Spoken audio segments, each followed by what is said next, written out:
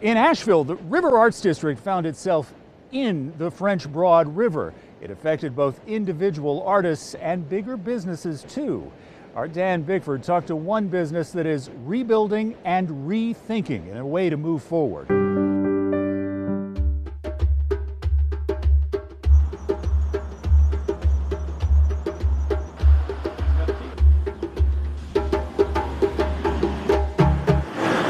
I actually have been coming to Asheville since I was a little kid. Always loved it up here, had the opportunity to move up here.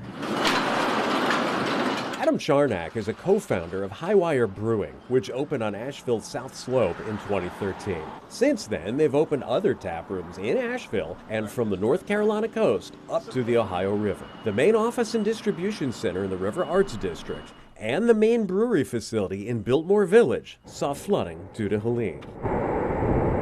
There isn't a ton of precedent, I suppose, for massive, wet, slow-moving storms to dump an insane amount of rain on a region like this. It was one of those things where earlier in the week somebody said to me, "Hey, Adam, you know, there's some rain coming later in the week." Oh, okay. I don't think and I'm extrapolating for others, really thought about how severe or big that was going to be for us. I don't think people really fully knew it for the most part. When it came, it was, it just didn't stop. Describe the moment when you first realized that things had gotten to the point they did in the River Arts District and to your facility in particular. Yeah, so we actually have some security cameras in our building. So during the storm, we were able to kind of say, "Oh, hey, the water is not quite over the road yet," or it's coming over here. So we were kind of able to see how it was going, and then the internet and the power went out. There was just sort of a sense, a dreary, innate sense of impending problem within me. It's sort of hard to describe. You know you're going somewhere bad, and there's going to be something bad that you're going to find. That was salvaged. That was our original artwork that I salvaged from my office during the flood. So haven't had a chance to clean it up yet, but maybe I'll just leave it like that. The River Arts facility was hit hard. And then if you look up at this brick, oh man, here we go. Up there, you can kind of see where there's... You can actually see there is a line right there halfway up through that That's set right. of bricks running all the way across. Yeah.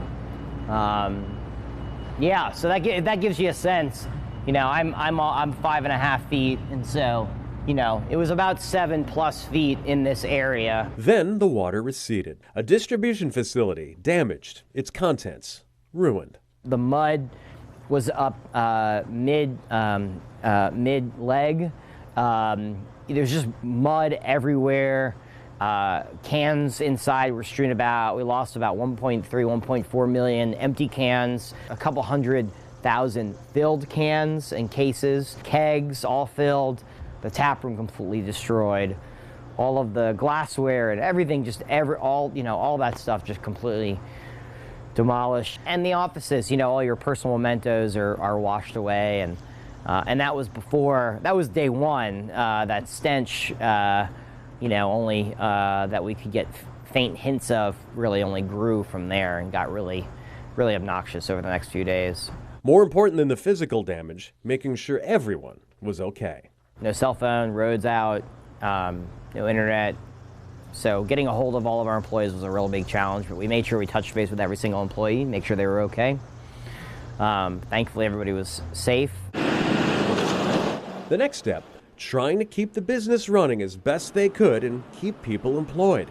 With other brewers helping to make beer during the 2 months their brewing facility was offline, and by partnering with other businesses for extra warehouse space, Highwire was able to persevere with a new perspective. We believe that the things that bring us together are stronger than the things that pull us apart, and it's our mission to make the things that bring us together. And it took us 6 months to figure out that that was our mission, and we had the space to do that after the hurricane. So I guess I'd say I'm a little grateful that we've had the opportunity to kind of pause and reflect on our business and ask ourselves, like, who are we and what do we stand for and what do we do? And being able to put that into words has been powerful for us. Going forward, Highwire is planning to become more a part of the Asheville community. To that end, they're building brand new pickleball courts, and, well, that's not all. We are taking this facility and making it a destination. And we'll have golf simulators inside. That's going to be incredible. And then we're adding an e-bike tour company as well. So this truly is going to be, it is and is becoming more and more sort of a all-the-time destination. A rebuild in an area that still shows signs of devastation. Is there anything in the back of your mind that, you know, it happened here once? Yeah, every once in a while. Every once in a while. I try not to think about it.